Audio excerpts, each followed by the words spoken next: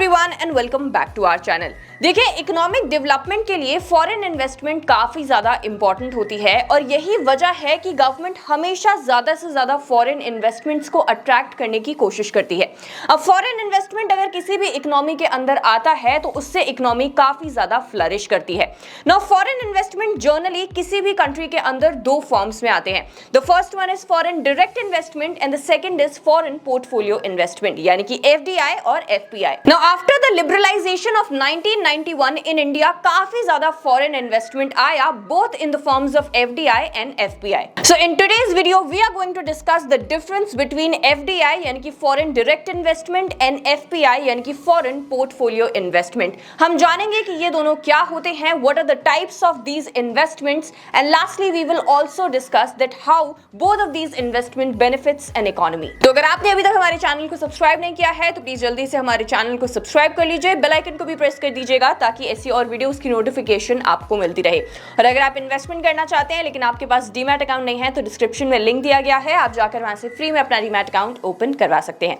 चलिए अब जल्दी से वीडियो को स्टार्ट करते हैं और सबसे पहले हम जानेंगे what is FDI, that is foreign direct investment. तो चलिए एफडीआई क्या है ये जानने के लिए हम इसे एक एग्जांपल से समझेंगे। तो जैसे कि आपको पता है कि इंडिया के अंदर अभी ईवी का जो मार्केट है ये काफी ज्यादा फ्लरिश कर रहा है और ये चीज सारे ईवी प्लेयर्स को पता है कि यही टाइम है जब एक्चुअली उनके लिए एक गोल्डन अपॉर्चुनिटी है मार्केट के अंदर, that they can really lead the market. तो अगर हम यहाँ पे ओला इलेक्ट्रिक का एग्जांपल ले लें तो मान लेते हैं कि ओला इलेक्ट्रिक को अपने बिजनेस को एक्सपैंड करने के लिए इन्वेस्टमेंट की जरूरत है। अब यहाँ पे इलॉन मस्क जो कि टेस्ला के ओनर हैं, क्योंकि टेस्ला काफी टाइम से ईवी कार्स को मैन्युफैक्चर कर रहा है, उनको ईवी के अंदर काफी ज्यादा एक्सपर्टीज है और वो ओला इलेक्ट्रिक के अंदर काफी अच्छा पोटेंशियल देखते हैं, जिसकी वजह से वो ओला इलेक्ट्रिक के अंदर इन्वेस्ट करना चाहते हैं।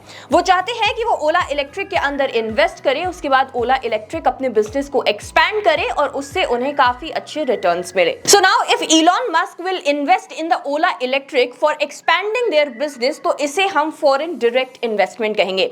ऐसा इसलिए क्योंकि इलॉन मस्क इंडिया के अंदर नहीं रहते हैं, वो फॉरेन यानी कि यूएस में रहते हैं और जब वहां से वो इंडिया की किसी कंपनी में इन्वेस्ट करेंगे तो उसे फॉरेन डायरेक्ट इन्वेस्टमेंट कहा जाएगा। अब चलिए मान लेते हैं कि इलॉन मस्क ओला इलेक्ट्रिक के अंदर 10% स्टेक बाय कर लेते हैं, यानी कि ओला इलेक्ट्रिक के 10% के वो मालिक बन जाते हैं। Now one thing to note over here is कि फॉरेन डायरेक्ट इन्वेस्टमेंट कोई भी इन्वेस्टर इसलिए करता है क्योंकि उसे कंपनी के अंदर पोटेंशियल दिखता है और वो चाहता है कि कंपनी प्रोडक्टिव एसेट्स को खरीदे, जिससे वो अपने बिजनेस को और भी अच्छी तरीके से एक्सपैंड कर पाए और उन्हें उनकी इन्वेस्टमेंट पे काफी अच्छा रिटर्न मिले।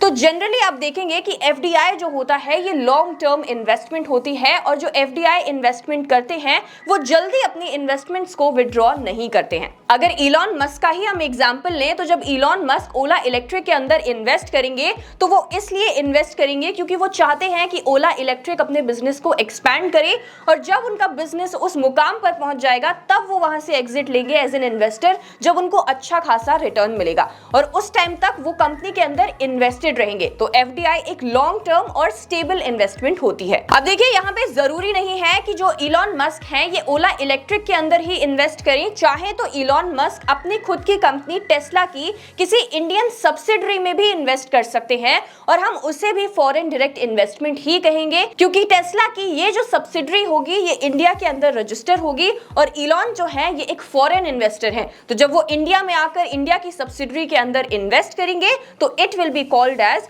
Foreign direct investment. तो किसी भी कंपनी के लिए फॉरेन डायरेक्ट इन्वेस्टमेंट एक बहुत अच्छा नॉन डेट फाइनेंसिंग तरीका है जिससे उन्हें अपने बिजनेस को एक्सपैंड करने के लिए काफी ज्यादा फंड्स मिल जाते हैं। And why we are saying that foreign direct investment helps in economic development, क्योंकि जब किसी कंपनी के अंदर एक्सपेंशन होता है तो देखिए उस इंडस्ट्री के अंदर भी एक्सपेंशन होता है और जब इंडस्ट्री के अंदर एक्सपेंशन होता है तो वो ओवरऑल इकोनॉमी में रिफ्लेक्ट करता है और इकोनॉमी डेवलप करती है। Now something to note over here about foreign direct investment is कि फॉरेन डायरेक्ट इन्वेस्टमेंट के अंदर जो इन्वेस्टर होता है वो सिर्फ अपना पैसा इन्वेस्ट नहीं करता, सिर्फ कैपिटल इन्वेस्ट नहीं करता, बट उसके साथ साथ अपनी एक्सपर्टीज, अपनी नॉलेज और अपनी मैनेजरियल स्किल्स को भी इन्वेस्ट करता है।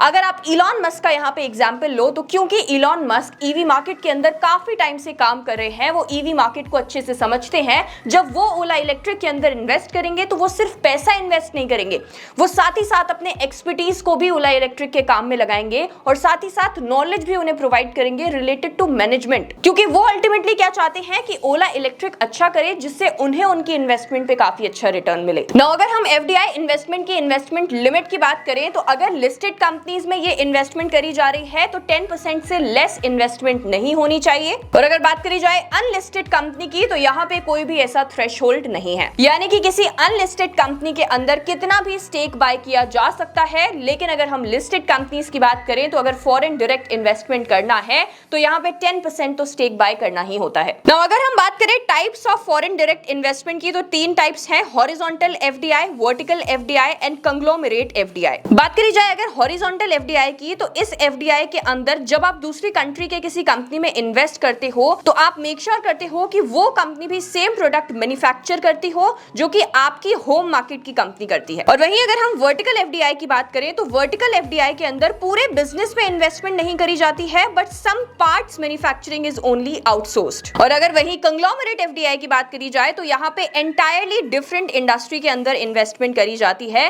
The industry is not linked with the investors business. So I hope आपको अभी तक ये समझ में आ गया होगा कि फॉरेन डायरेक्ट इन्वेस्टमेंट क्या होती है। अब मैं आपको कुछ सेक्टर्स ऐसे बता देती हूँ जिनके अंदर फॉरेन डायरेक्ट इन्वेस्टमेंट को प्रोहिबिट कर रखा है। तो lottery business, chit funds, nidhi companies, gambling and betting, real estate business, manufacturing of cigars, tobacco और न्यूक्लियर सेक्टर के अंदर एफडीआई को गवर्नमेंट ने प्रोहिबिट कर रखा है, यानी कि इन सेक्टर्स के अंदर फॉरेन डायरेक्ट इन्वेस्टमेंट नहीं करी जा सकती है। तो चलिए अब हम बात करेंगे एफपीआई यानी कि फॉरेन पोर्टफोलियो इन्वेस्टमेंट की। अब इसे भी चलिए हम एक एग्जांपल से समझते हैं।